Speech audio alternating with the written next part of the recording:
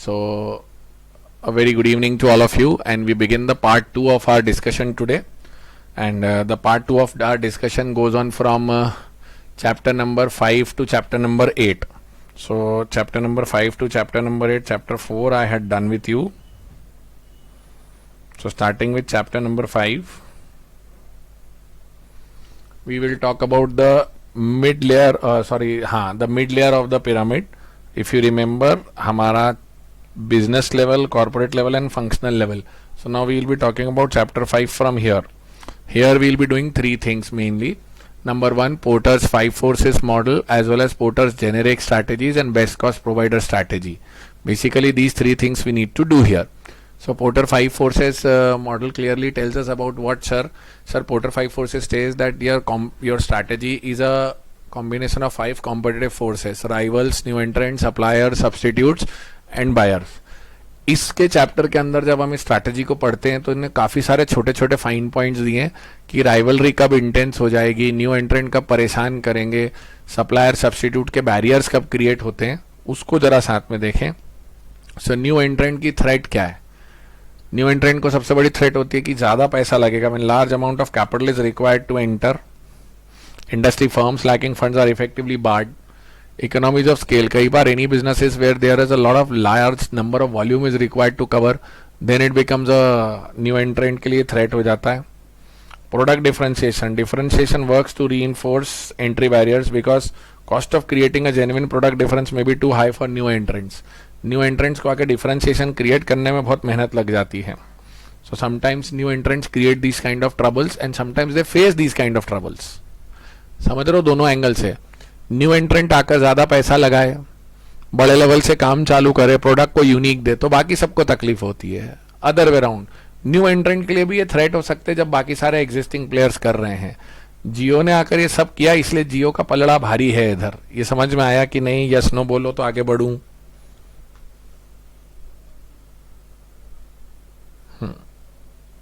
मतलब ये समझ के रखना कि देखने के एंगल पे डिपेंड करेगा कौन किसके लिए थ्रेट है. बराबर. Switching cost. अगर आप जैसे एप्पल हो, और एप्पल ने क्या कर रखा है कि इतना यूज टू बना दिया आदमी को कि एप्पल एंड्रॉइड पे नहीं जाता, और एंड्रॉइड ने इतना यूज टू बना दिया कि आदमी एप्पल पे नहीं जाता. तो स्विचिंग कॉस्ट इज हाई. आपकी ब्रांड आइडेंटिटी बहुत ज़्यादा है, लोग ब्रांड से आपको बिल्कुल एसोसिएटेड रखते हैं.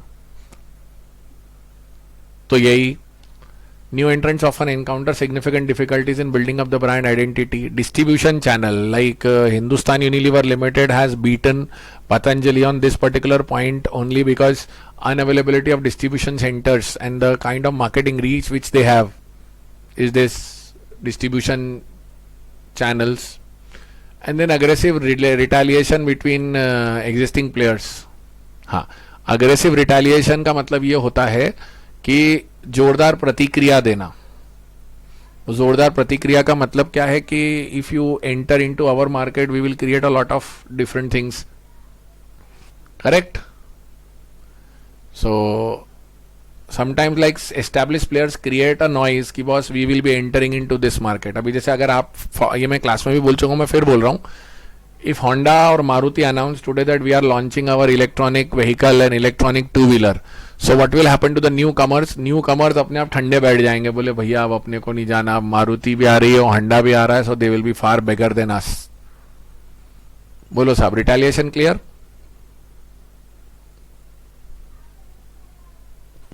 Correct. Bargaining power of buyers. Buyers, when they are strong enough to form pools or cartels together, then they can have a bargaining power with you. Buyers of an industry, products or service can sometimes exert pressure on existing firms to secure lower prices or better services. मैं bulk purchase इतनी करता हूँ कि मैं आपको मजबूर कर सकता हूँ to agree to what I am saying. So when this happens, that is called the concept of buyers bargaining power. In industrial products, it happens a lot. Bargaining power of supplier. Supplier is bargaining power पे तब आएगा जब उसको पता है कि my product is unique, my product is crucial for somebody else's success, and then he will say boss if you want to leave me I have different issues, different challenges. तब So products are crucial to buyer and substitutes are not available. Supplier switching cost भी ला सकता है. Switching cost मतलब आपने मेरे से ये part बनवाया, आपसे मैंने ये मटेरियल बनवाया, आपके लिए मैंने ये मशीन लगाई, अब आप मना कर रहे हो तो इस मशीन का खर्चा आप दो. That is called switching cost. The lesser the buyer the stronger the supplier. Oh sorry, the lesser the suppliers stronger they will be. क्योंकि जितने ज्यादा लोग होंगे तो कंपटीशन बढ़ेगा. यस और no?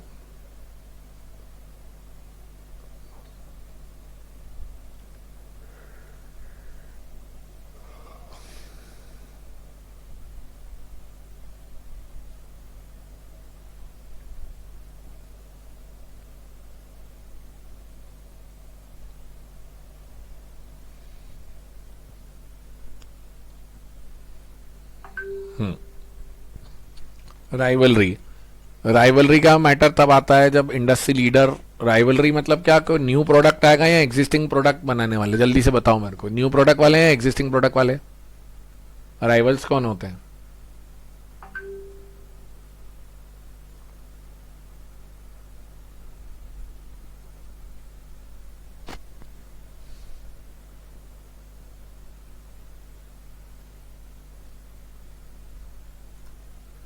Sir existing manufacturer, competitors, बराबर. सो अब इसमें इंडस्ट्री लीडर क्या करता है, अपने प्राइस मेंटेन करता है और वो प्राइस वॉर डिस्करेज करता है. और अगर प्राइस वॉर होगी तो लीडर जो होगा वो बाकी सबको बैंड बजा देगा.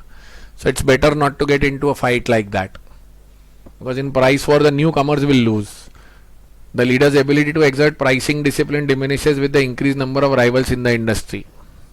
अब अगर बहुत सारे प्लेयर्स आ गए हैं तो फिर प्राइसिंग का पैरिटी मेंटेन करना चैलेंज हो जाता है.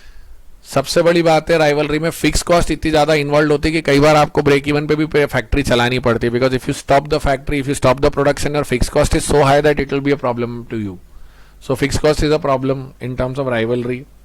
एग्जिट बैरियर्स, बंद करने के बाद जो नुकसान होगा वो इतना ज्यादा है, उससे बेटर है आप कंपनी चलाते रहो. Product differentiation, firms can sometime insulate themselves from price war by differentiating the products. आप प्रोडक्ट इतना यूनिक कर दो कि मेरे को प्राइस वॉर से कोई फर्क ही नहीं पड़ता.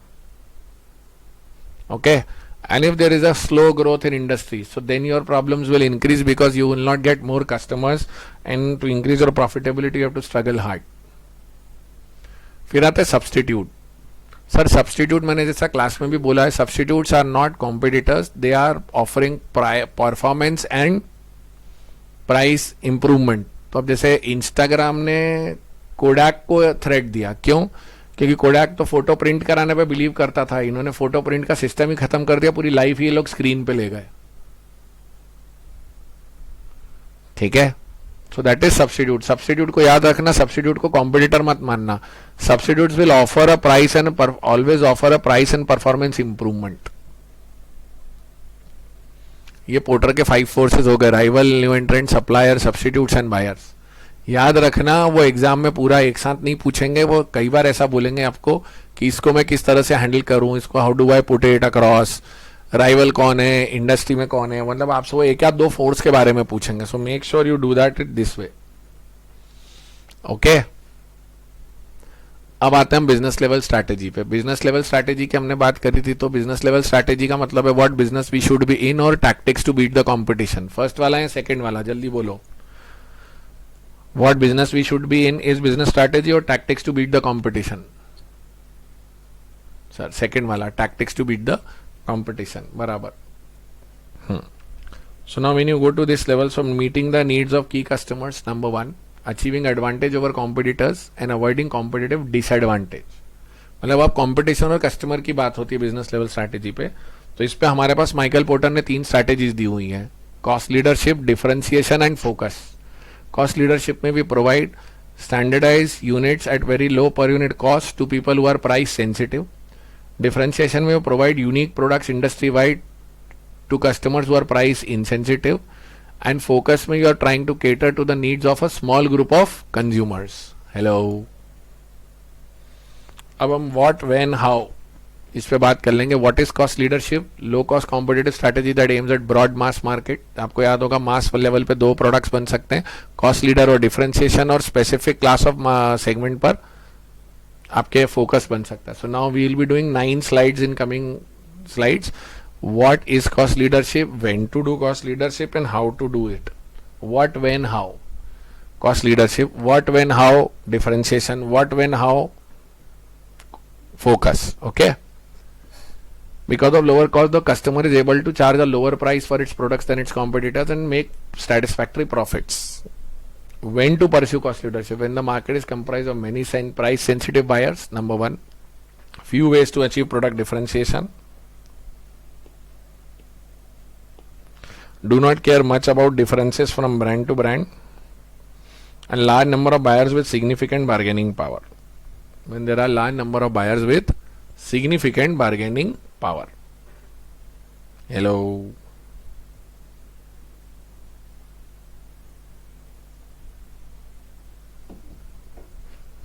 बराबर.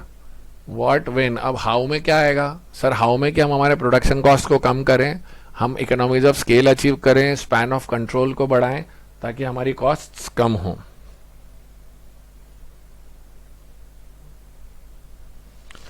Sir, forecast the demand of the product promptly. Optimum utilization of resources to get cost advantages. Economies of scale. Standardization of products for mass production. Standardization. Invest in cost saving technology and use advanced technology for smart working.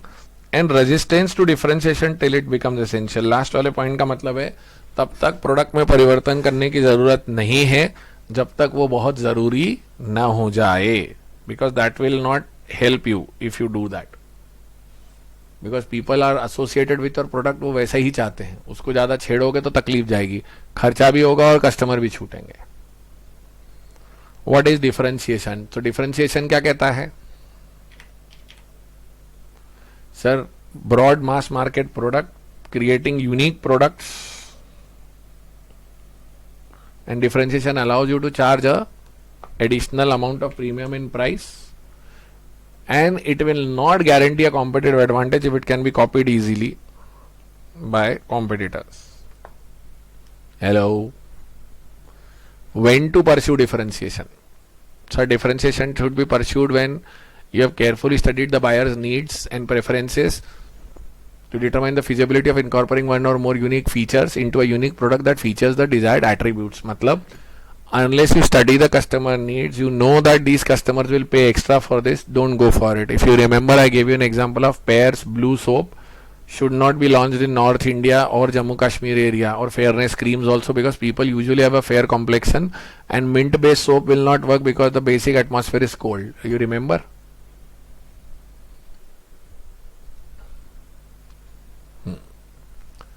उसके बाद आया था how to achieve differentiation. So you achieve differentiation by offering utility to consumers, elevate the performance of the product, promise high quality, product innovation, steps for enhancing the brand value, and fixing prices based on unique features of the product. This was how to achieve differentiation. So what, when, how. ठीक है. अब focus आती है, तो focus मास पर है या specific segment पर है? जल्दी से बताओ सर. स्पेसिफिक सेगमेंट पर होगा focus. Successful focus strategy depends on an industry segment that is of sufficient size, has good growth potential and is not crucial for the success of other major competitors. किसी के main रोजी रोटी को तुम जाके touch करोगे तो वो compete करेगा, और कॉम्पीट करने में वो आपको पीछा नहीं छोड़ेगा. Correct. So an organization using a focus strategy may concentrate on a particular group of customers, geographic markets or segments, or on particular product line segments in order to serve a well-defined but narrow market better than competitors who serve a broader market. If you remember, maximum business India में focus based होता है. हमारे घर की किराना store, हमारे यहाँ का barber, हमारे यहाँ का ज्वेलर, हमारे यहाँ का टेलर, ऑप्टिशियन, ये सब फोकस बेस्ड चलते हैं. When to pursue focus strategy? जब आपको पता है कि buyers have distinct preferences which you can cater to and others are not attempting to specialize. Tell me one thing, if there are multiple players planning to enter into a business, is this a focus area now?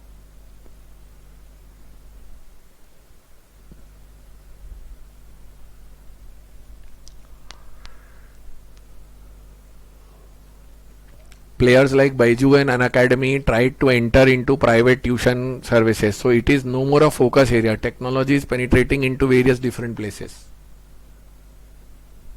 There, that is a different story. That Byju's and Unacademy are struggling. That's a different story. But they tried to enter into a market which was focus based. They tried to make it based on differentiation or cost leadership.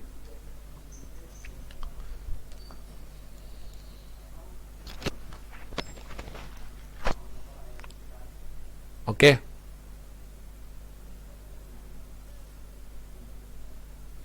The problem with focus is when people will copy it and the consumer preferences shift, तो आपका जितना भी advantage है वो सारा का सारा खत्म हो जाता है.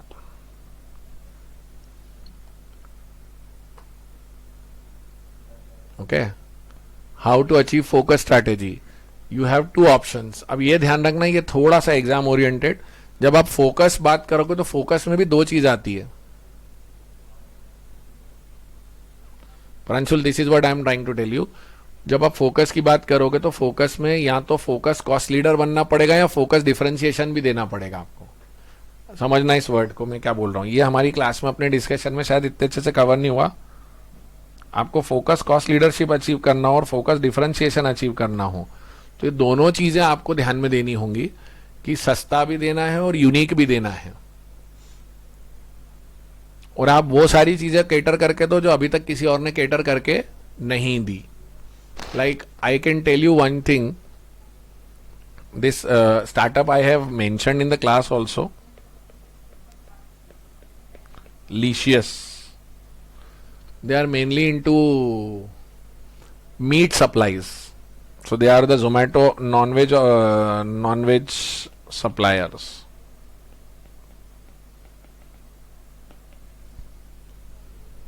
Correct. So they try to create a situation which nobody else easily can copy. So they are only targeting a niche market. Developing innovative ways in managing the value chain. तो उन्होंने पूरी कोल्ड चेन बनाई है. वो fresh cut meet आपको घर पे दे जाते हैं.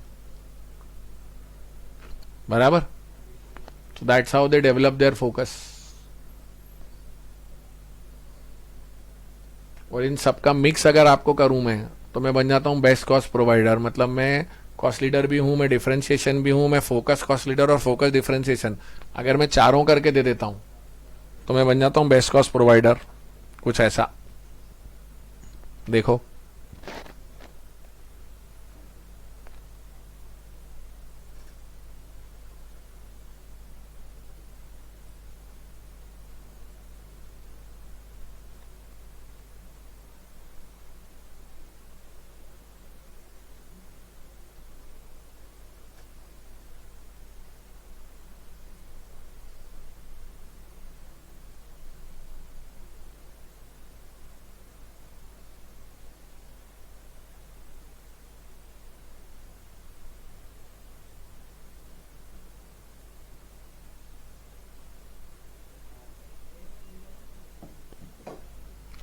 Are we done here? Can I move ahead?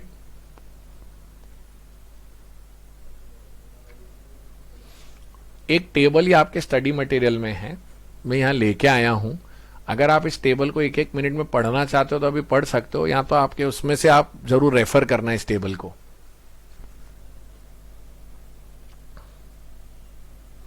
ये चारों मार्केट्स दिए उसने. Low cost provider, broad differentiation, best cost provider and focused low cost and focused differentiation. और ये on the basis of these features है. हाँ, ये मेरे नोट्स में भी मैंने डाली है. इसको अगर आप पढ़ लोगे तो आपको काफी अच्छा रहेगा. एमसीक्यू सॉल्व करने में हेल्प मिलेगी और एप्लीकेशन बेस्ड क्वेश्चंस में अच्छे से मिलेगा. एप्लीकेशन बेस्ड क्वेश्चंस में कई बार बच्चे ये पूछते हैं कि सर वो एमसीक्यू में फोकस कॉस्ट लीडर है, मतलब फोकस के बाद अगर कुछ और ऑप्शंस दिए तो कौन सा सिलेक्ट करें. तो फोकस के बाद अगर आपको स्पेसिफिक आंसर मिल रहा है कि वो केटर कर रहा है स्मॉल सेट ऑफ कस्टमर्स को सस्ता, तो then that is focus cost leader. Small set of customers को एक्सक्लूसिव और यूनिक चीजें दे रहा है प्रीमियम चार्ज करके, तो फोकस डिफरेंशिएशन. ऐसा. So this brings us to the end of chapter number 5, बिकॉज चैप्टर नंबर 5 में मेन कंटेंट ये वाला था. Okay, can we move ahead now? Hello. Okay. Sir, chapter number 6 was based on this one. तो chapter 4 इधर था, chapter 5 इधर था, अब चैप्टर 6 इधर है। तो चैप्टर 6 के अंदर क्या क्या है सर? अब हमारे फंक्शनल लेवल स्ट्रैटेजीज है। मेरे को फटाफट छोटे छोटे यस नो या बोलते जाना, मतलब छोटे छोटे आंसर्स देते जाना। Functional strategies are long term और short term? Short term. They are generic और specific? Sir they are specific. Will they be general guidelines or quantifiable measures? Sir, quantifiable measures should be there. This is not general guidelines. These will be quantifiable measures. Correct. कर्तव्य गलती हुई बेटा तुमसे। ये देखो definition पढ़ो मेरे साथ। Functional strategies are relatively short-term activities. Each functional area within a company will carry out to implement the broad, long-term corporate and business objective. Each functional strategy has a number of choices which interact and must be consistent with the overall company strategies. Short-term horizon, greater specificity, and primary involvement of operating managers. बराबर? Functional level is not one single level. There are 4 internal divisions into it: production, finance, marketing, HR. ये वाली slide काफी काम की है. Why functional strategies are needed? I want you to go through it. They lay down clearly what is to be done.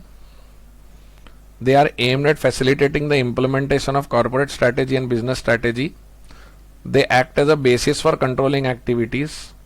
Similar situation occurring in different areas can be handled in consistent manner, and they help in bringing harmony and coordination as they are formulated to achieve major strategies. Hello.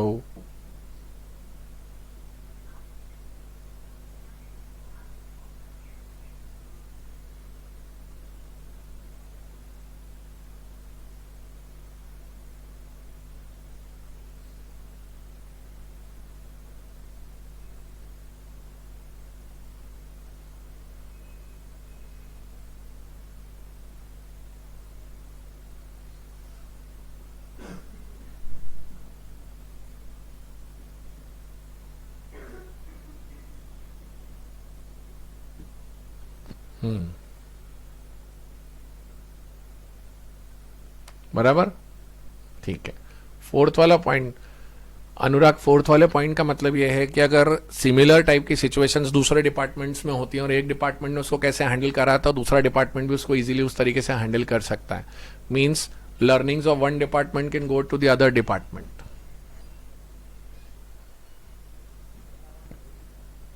आया अनुराग? अब हम एक एक करके पढ़ते हैं. Marketing, production, finance, HR. Marketing is influencing the behavior of customers, and you always try to look into steps beyond your own company and you try to create a value delivery network. ये ध्यान रखना.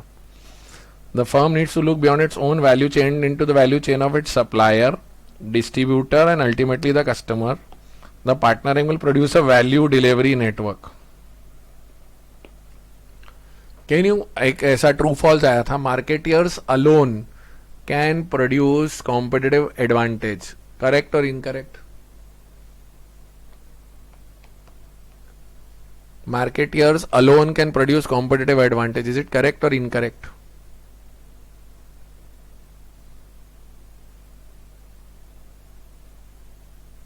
Sir, it is incorrect because marketeers alone cannot produce competitive advantage. They need to partner with supplier, distributor and ultimately the customers. So value delivery network. आपके अगर notes open किए हुए होंगे तो कैसा मैंने डायग्राम भी बनाया, उसमें 4 ऐसे होंगे और नीचे लिखा होगा value delivery network. Every department is forced to think customer. अगर आपके नोट्स ओपन होंगे आपके सामने तो आपको दिख जाएगा.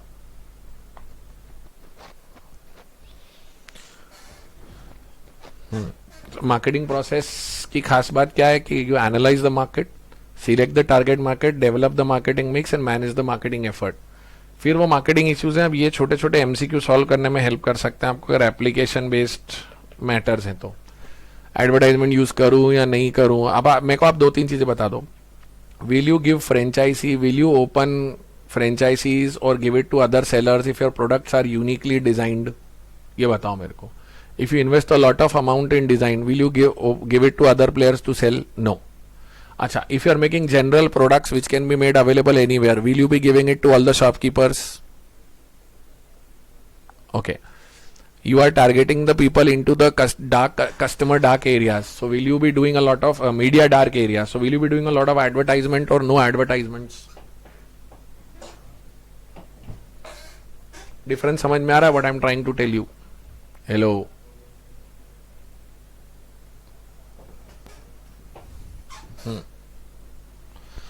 बराबर ठीक है. So it depends upon to the nature of the product which you are selling, and according to that you will decide what is to be done and what is not to be done. Okay. Marketing mix के अंदर new marketing mix में 4P plus 4C plus 3P है. If you remember 4P is product price place promotion, 4C is cost convenience communication and customer. 4P plus 4C plus 3P, 3P कौन से थे बात वाले? Physical evidence, process and people. Hello.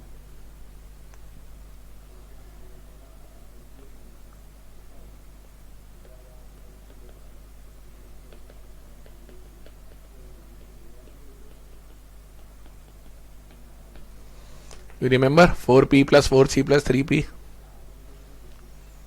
Hello.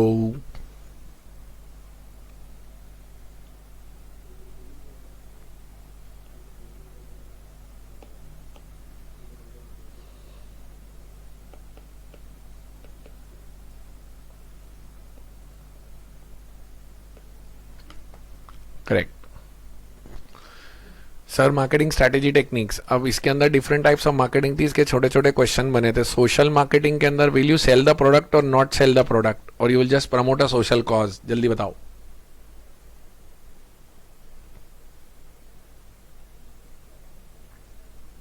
Sir will promote the social cause. Correct.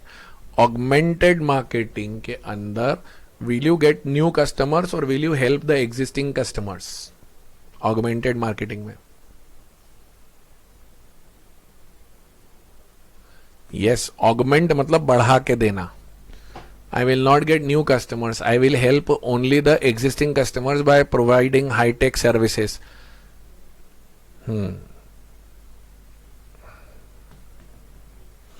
याद रखना, ऐसे ही ये conceptually पकड़ेंगे तुम लोगों को, जैसे क्वेश्चंस में पूछ रहा हूं.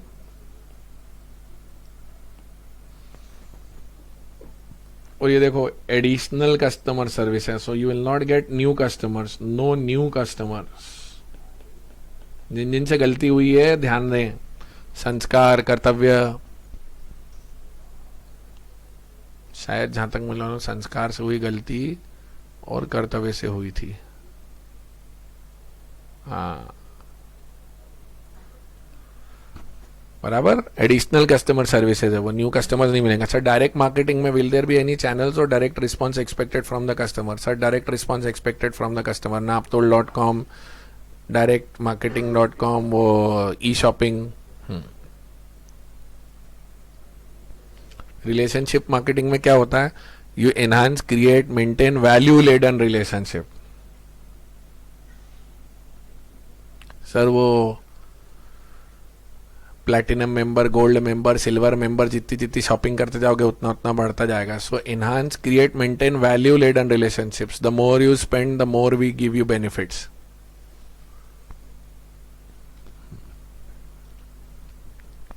ये भी एग्जिस्टिंग कस्टमर के साथ ज्यादा होगा, लेकिन आप नए कस्टमर अट्रैक्ट कर सकते हो इसमें ऐसे रिलेशंस दिखा के कि आप हमारे सिल्वर, गोल्ड, प्लैटिनम मेंबर हो जाओगे, ऐसा.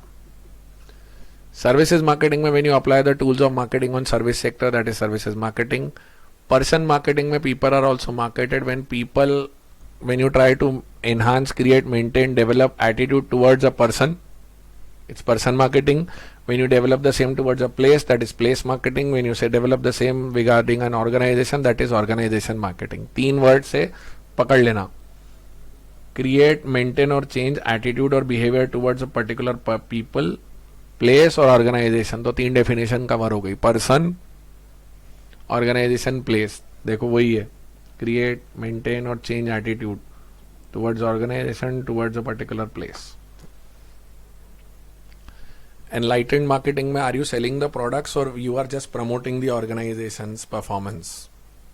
बताओ.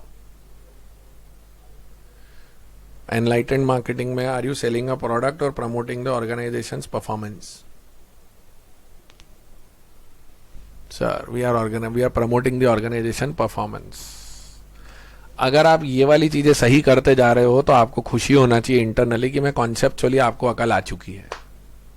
So feel good, feel better about your self. हाँ भाई, अपने पास दिमाग है, चल भी रहा है और याद भी आ रहा है. Feel good about it. और मेहनत करने वाले कितना आगे जाते हैं, विराट कोहली ने आपको दिखा दिया. और रही से ही कसर हमारे को सोने पे सुहागा जिम्बाब्वे ने दे दिया कल.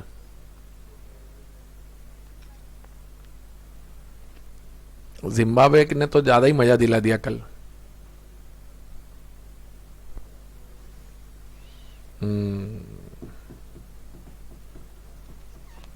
लोगों की स्टोरी पे लगा हुआ था जिम्बाब्वे की टीम का फोटो और नीचे लिख रहे हैं लोग, कौन लोग हैं ये, मुझे कल से बहुत ज्यादा अच्छे लगने लग गए हैं, क्या रिश्ता है मेरा इनसे. देखा मैंने भी नहीं है, मैंने भी सुना ही था, पर दिल को खुशी तो होती है ना. मैच वैच संस्कार नहीं देखना, अपन अपना मैच खेल रहे हैं यहां पे.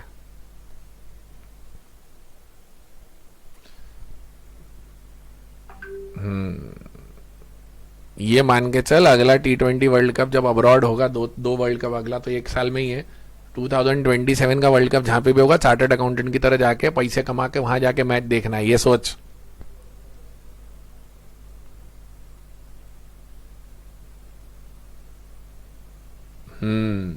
ये रखो एम कि I will be into that stadium. चलो, एनलाइटेंड मार्केटिंग में आप परफॉर्मेंस को दिखाते हो, वेरी गुड. अच्छा, डिफरेंशियल मार्केटिंग में same product being offered to different people at different prices, different schemes. So you try to cover the market.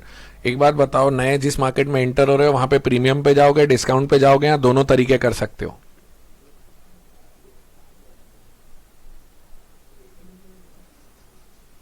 If you want to enter into market, which strategy will you prefer? Sir, it can be both. Very good. It can be both, sir. If I am offering a luxurious product, I should go on a premium pricing basis. And if I am offering some product which is a mass market product, the best way is through discounts. ऐसे question अब तुम्हारे check करेगा वो, मतलब मेरे जैसा checker हो तो यही देखना चाहेगा कि भैया ये अप्लाई कर रहे हैं कि knowledge. Synchronic marketing. When you try to synchronize the peak hours and non-peak hours together, and when you give a sasta show in the morning and mehenga show in the evening, you give discounts in the afternoon in restaurant and parcels, and you take maximum prices on this. So this is what synchronic marketing is ours. सारे बेवड़े जितने भी बैठे class में, ये सब देखो मेरे को लिख रहे हैं हैप्पी आवर्स, ये सब बदमाश लोग हैं. केस स्टडी में इसका क्वेश्चन है, मेरे को याद है, केस स्टडी में है. Concentrated marketing is when you concentrate only on one particular product, like Suzlon is on windmills, Amul is based on milk, Johnson and Johnson is concentrated on baby products, so that is called concentrated marketing. Demarketing is when there is excess demand and when you try to say भाई बंद करो अब बस हम इससे ज्यादा नहीं कर सकते, so that is demarketing. Okay? एक चीज याद रखना, demarketing destroys the demand permanently or shifts temporarily or both.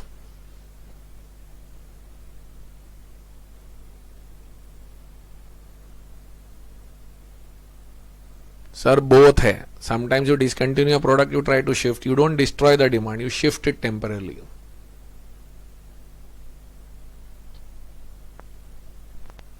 ये ना इतने बारीक बारीक पॉइंट्स बता रहा हूं, इन सब का ध्यान रखना. Okay?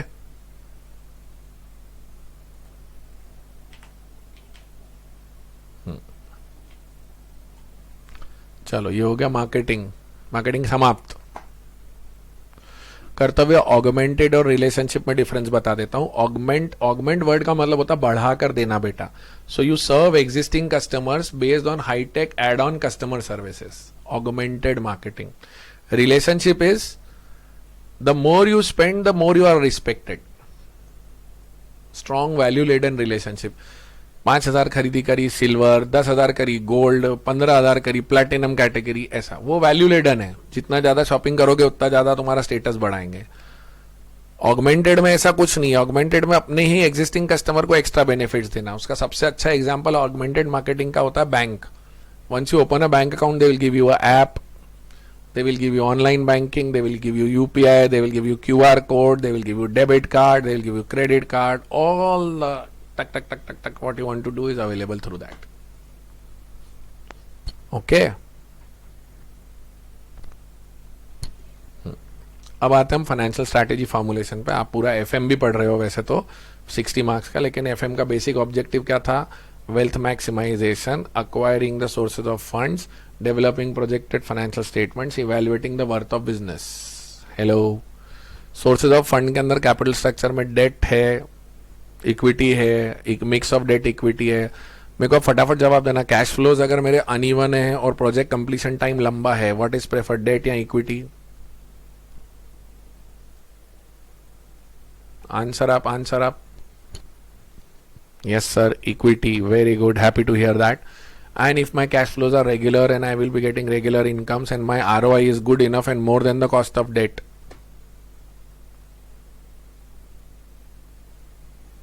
Very good.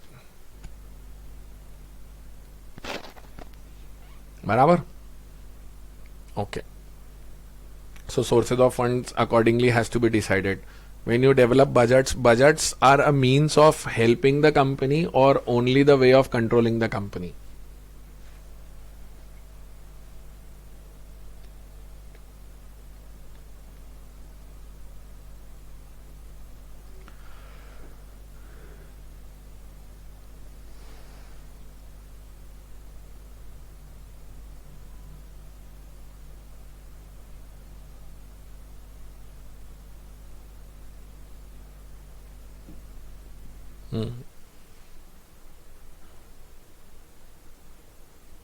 Sir they are helping the company, बराबर, mainly helping the company. But ऐसा होता है जनरली लोग बजट को ही अपना सब कुछ मान ले तो गलत हो जाता है।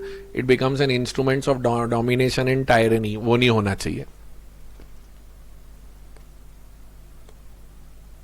देखो लिखे ना, not as a tool of limiting expenditures but rather as a method of obtaining the most productive and profitable use of organisation resources.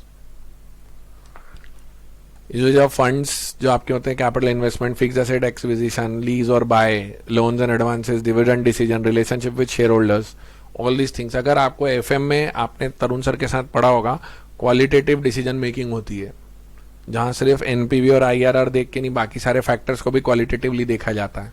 You have discuss that with sir?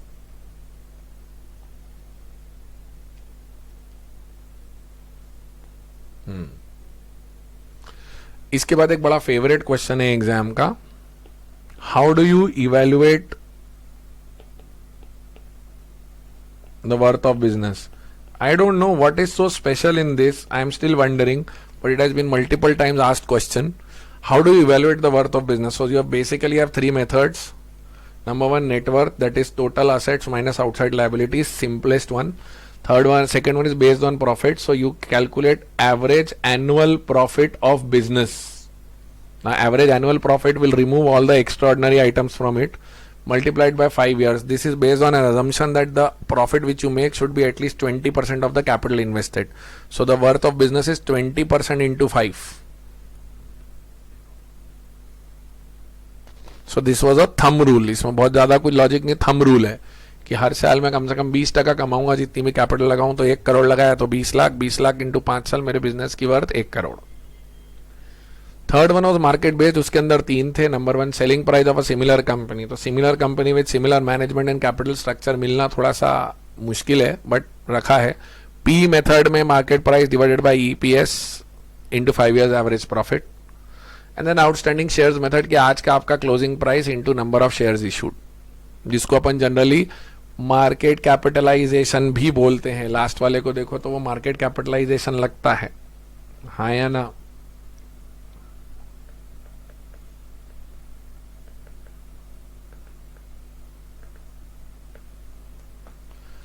Hello hello hello, market capitalization यही होता है कि नहीं होता है?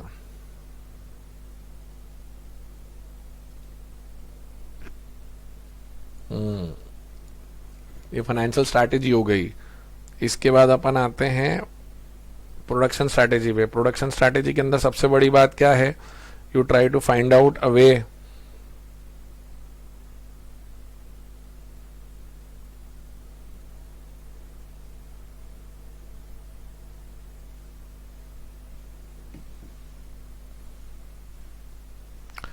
इसमें अगर ये क्वेश्चन पूछते हैं तो आपको सिर्फ बेसिक फॉर्मूला लिखना है और कोई एक्सप्लेनेशन नहीं है, वो अपने आप में एक्सप्लेनेशन है. समहाउ वो एग्जामिनर्स का फेवरेट क्वेश्चन है. पता नहीं उनको क्या मिलता है इसको पूछने में. Let's come to production strategy formulation. Sir production strategy formulation के अंदर 4 basic things is there. What the kind of production system which you establish, operations planning and control, logistics and supply chain management, and research and development. So 4 things which you need to understand in production strategy. Production system में you try to understand the capacity, location, layout, product design, work system, degree of automation and extent of vertical integration. Tell me one thing. Production manager is going to decide whether the product is correct or not, whether the market is appropriate or not, or that has already been done by corporate or business level. बताओ.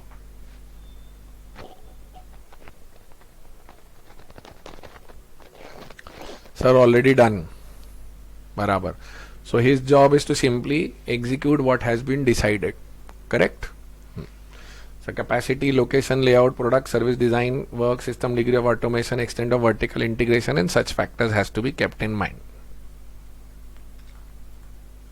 Okay. So operations planning and control.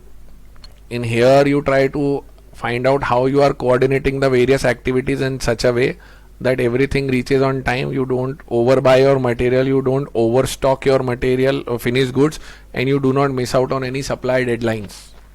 So you have to efficiently resources are utilized. You have to see and in what manner the day-to-day operations can be managed in light of long-term objectives. So it is about production planning, material supply, inventory cost management, and quality and maintenance of plant equipment. आपको याद होगा इसके अंदर मैंने आपको वो cream का example दिया था कि एक मतलब वो सनस्क्रीन क्रीम बनाकर बेचने के लिए कितने महीने बैकवर्ड पूरी कैलकुलेशन होती है.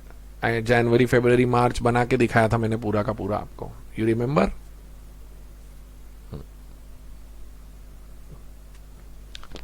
सर लॉजिस्टिक्स इज बिगर या supply chain management is bigger? बताओ.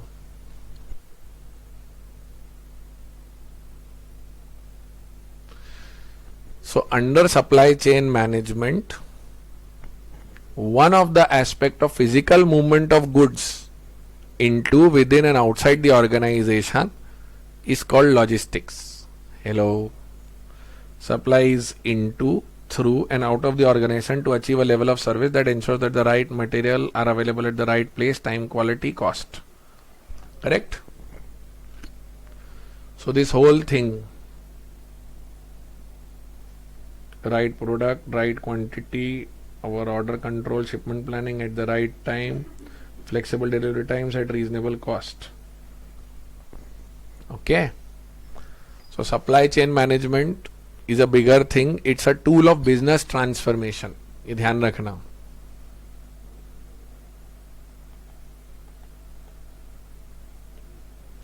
It is a tool of business transformation.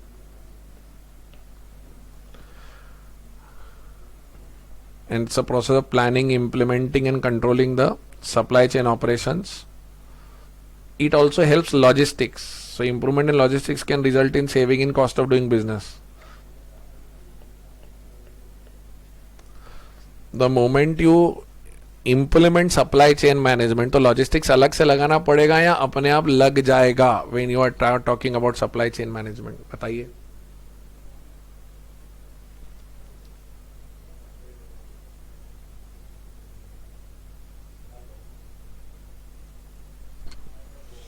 अपने आप लग जाएगा. Very good.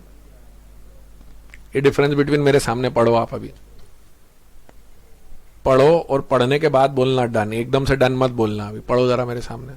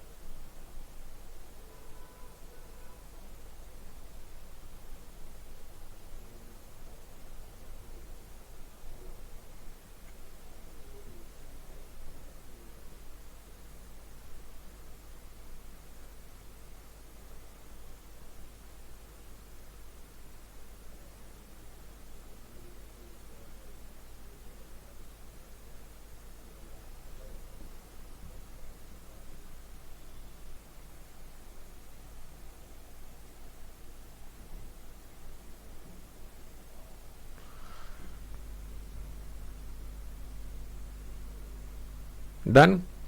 मयंक बोला फर्स्ट डिफरेंस एक बार बता दो. तो फर्स्ट डिफरेंस में logistic is more about physical movement. It is about physical movement. Okay.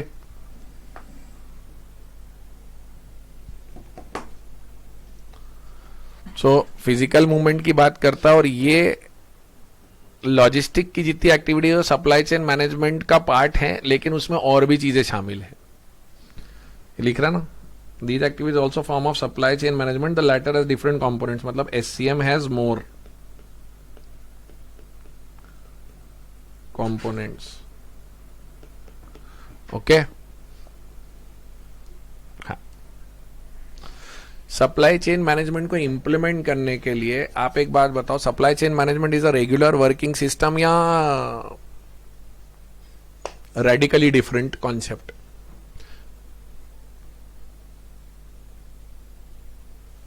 No, supply chain management is not a regular working concept की production department, finance department, marketing department, HR department. No, आप supply chain management लागू करोगे तो आपको सिर्फ खुद सुधरना है या आपके सप्लायर को, आपके डिजाइनर को, आपके वर्कर को, एवरीबडी हैज टू चेंज? ये बताओ मेरे को.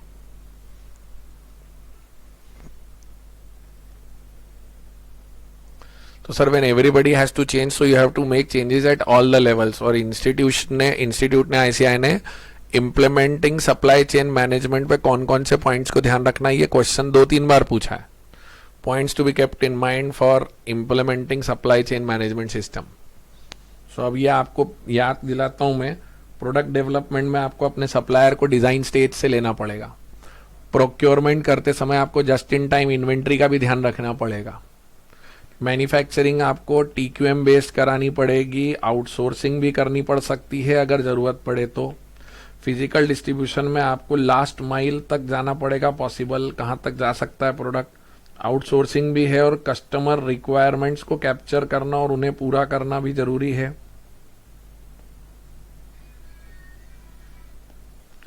एंड परफॉर्मेंस मेजरमेंट, ये सबसे बड़ी बात होती है. Tell me one thing, how do you measure the performance of accounts department? If I may say that accounts department is working well or not, how do you decide that? Because accounts department cannot give you profit, they cannot make units or products. जैसे production department का तो आप क्या check कर सकते हो कि कितना प्रोडक्शन किया तुमने एक महीना में. How do you measure the productivity of accounts department? Tell me. See, audit is done at the year end. Financial statements correctness can only be pointed out by the auditor at the year end.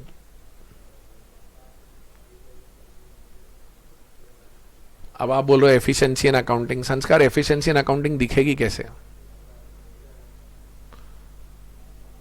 जैसे ये हो गया. अब जैसे marketing का तो आप बोल सकते हो how do you measure the success of marketing? The number of sales increase. मतलब कहीं ना कहीं कुछ नंबर होना चाहिए ना हम लोगों के लिए, कुछ ऐसा क्वांटिफाइबल होना चाहिए ना कि how do you define that accounts department is working well.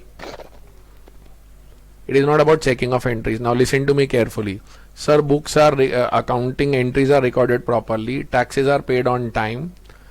Returns are filled on time. Books are updated on a regular basis. Provident fund ESIC records, tax challans, TDS responsibilities, everything is done on a proper time and you can get real time information. No more pendencies are there. That is the performance measurement of accounts department. Hello, आयो नहीं आयो?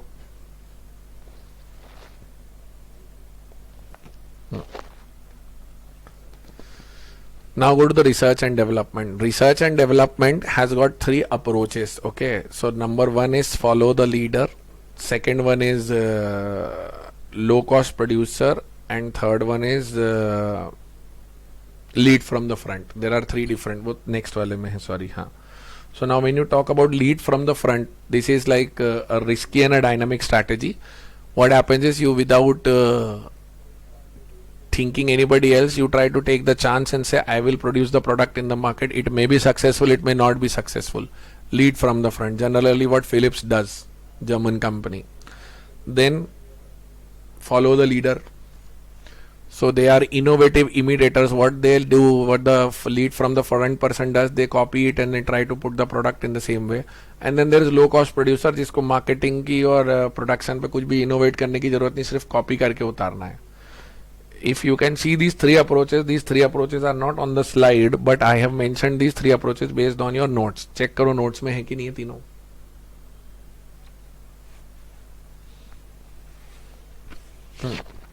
Okay. तो ये R&D का था, और R&D के 2-3 काम होते. देखो, developing new products number 1, improving old products number 2, employee manager perform complex tasks, adjusting processes to local raw materials, adapting process to local markets and altering products to particular taste and specifications. जब मैं localised level पे काम करता हूँ, आपको याद होगा मैंने एक अप्रोचेस टू ग्लोबलाइजेशन है हमारी चैप्टर 1 में, तो जिसमें मैंने आपसे कहा था, एक था मल्टीनेशनल, ट्रांसनेशनल, लोकल रिस्पॉन्सिवनेस. ऐसा कुछ याद आ रहा है? चैप्टर नंबर 1 ओपन करके तीनों नाम तो बताओ जरा मेरे को. जाओ, चैप्टर नंबर 1 के लास्ट पेजेस में है. 1 नहीं, सॉरी 2 के, चैप्टर 2 के लास्ट पेजेस में है. ध्रुव, मैंने बोला था आउट ऑफ सिलेबस है आपके, पर वो पूछ सकते हैं. नालायक ने सिर्फ आउट ऑफ सिलेबस लिख के पढ़ा ही नहीं है इसको, मैंने पढ़ाया भी था क्लास में. हप,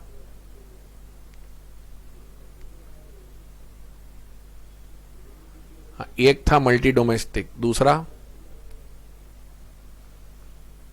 हाँ ग्लोबल, और तीसरा था transnational. Multi domestic is high degree of local responsiveness, global में था high degree of standardize products, और ट्रांसनेशनल में in few products you are doing the way multi domestic is doing, and in few products you are doing transnational. So I told you McDonald's will get into the category of transnational. उसने कुछ products local के हिसाब से भर दी, बना दिए थे, बाकी कुछ चीजें चेंज नहीं करी थी. याद आया कुछ?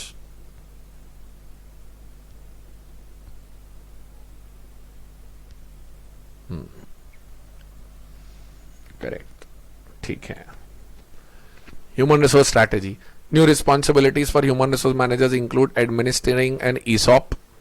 ESOP समझते हो, एम्प्लॉय स्टॉक ऑप्शन. अच्छा, आज की तारीख में अटेंडेंस टेकिंग, रिक्रूटमेंट, सिलेक्शन, ये सब ऑटोमेट हो गया है. So establishing and administrating an employ stock ownership plan, ESOP. Having a effective child care policy. एक आप लोग की बैच खत्म होने और अभी के बीच में एक शब्द बड़ा फेमस हो गया, उसको सुन लो, नहीं तो मेरा पेट दुखेगा, मैं नहीं बताऊंगा तो. Moon lighting. सुना है ये शब्द आपने, मून लाइटिंग?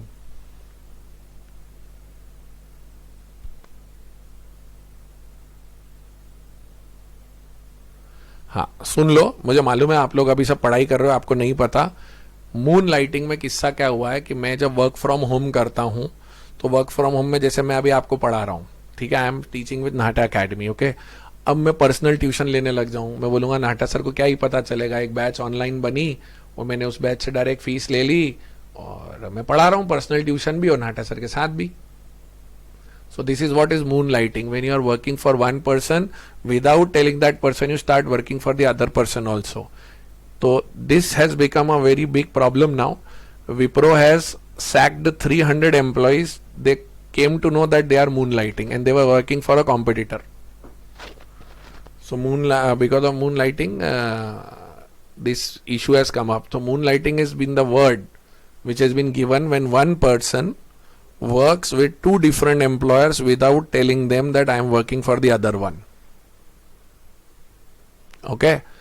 ये मैं इसलिए बोल रहा हूँ because work from home culture बढ़ गया था कोविड में 2 साल. अगर वो कोई अपडेटेड क्वेश्चन आपके सामने उठा के रख दें, पता चला मेरा बच्चा ये ना बोले कि मेरे को तो मून लाइटिंग ही नहीं पता, ऐसा ना हो. ठीक है? HR प्रॉब्लम्स कब आती हैं? when there is social and political structure disruption, when you are not able to match individual aptitude and implementation task, and there is not top management support. अभी एक चैलेंज आपको, अगर HR का उनको कोई केस स्टडी टाइप क्वेश्चन पूछना हो तो ये पूछेंगे आपसे वो लोग. How do you handle work from home atmosphere? There are challenges. Yes, there are challenges, but there is cost saving also. If the efficiency is not going so down, then you can handle things. तो ऐसा सब कुछ हो जाएगा. मतलब अभी थोड़ा जानकारी रखना इस चीज की. ये मत सोचना कि हम तो भैया बहुत ग्रुप पढ़ रहे थे, हमको तो मालूम ही नहीं था. Okay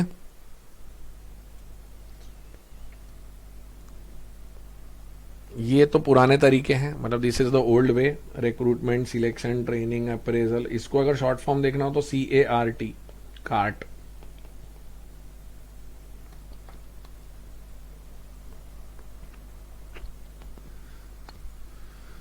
compensation, appraisal, recruitment and training. Okay. Strategic role of HR क्या है, ये समझने लायक है. Sir strategic role of HR ये होता है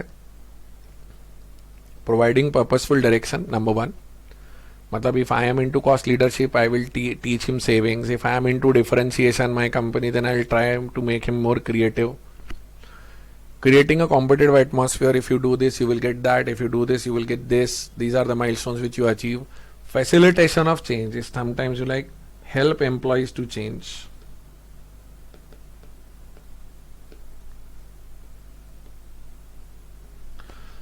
Diversity of workforce. Diversion नहीं, वो diversity है, मेरी तरफ से mistake है वो. When you try to handle people from various different ethnic backgrounds.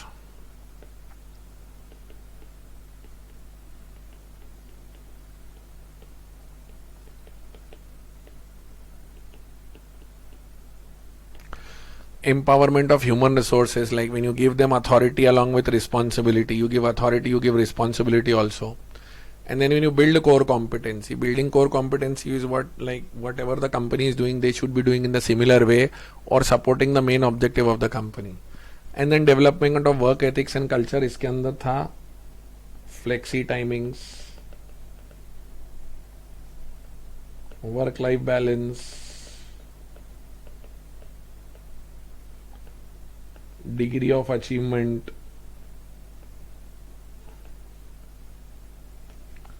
ये सब चीजें आपके HR के स्ट्रैटेजिक रोल की थी. बराबर.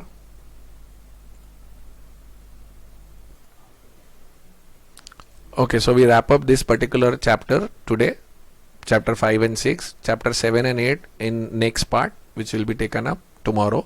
And when you are watching this video, the next video will be of chapter 7 and chapter 8.